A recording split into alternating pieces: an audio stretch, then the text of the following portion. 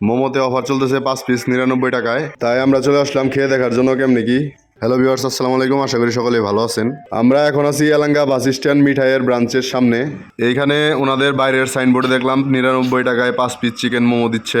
বন্ধু মাসুদ অনেকক্ষণ যাবত বলতেছিল হালকা নাস্তা কি করা যায়, তাই চিন্তা করলাম সন্ধ্যার সময় হালকা নাস্তা করার জন্য এটা বেস্ট অপশন হইতে পারে। আমরা 3জন মানুষ, তাই 6 পিস মোমো অর্ডার করলাম। ওনাদের এখানে হালকা নাস্তা করার জন্য অনেক আইটেমই আছে, অনেক ধরনের মিষ্টি, সিঙ্গারা, সমোচা, কেক, বার্গার, পিৎজা আর অনেক কিছুই পাওয়া যায়।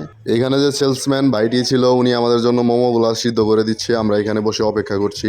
আমি ফার্স্ট টাইম মোমো ট্রাই করছি। আপনারা এর আগে কখনো মোমো খাইছেন কিনা কমেন্ট করে জানাবেন, এবং টেস্ট কেমন ছিল। আমরা অপেক্ষা করতে করতে আমাদের মোমোগুলা হয়ে গেছে। এখন আমরা পার্সেল নিয়ে যাচ্ছি, যেহেতু নুরু আসার কথা ছিল, নুরু আসে নাই। এইগুলো আমাদের ভাপ দিয়ে সিদ্ধ করে দিছে। এগুলো নাকি ভাপ দিয়ে সিদ্ধ করে খাইতে হয়, মুইঠা পিঠার মতো।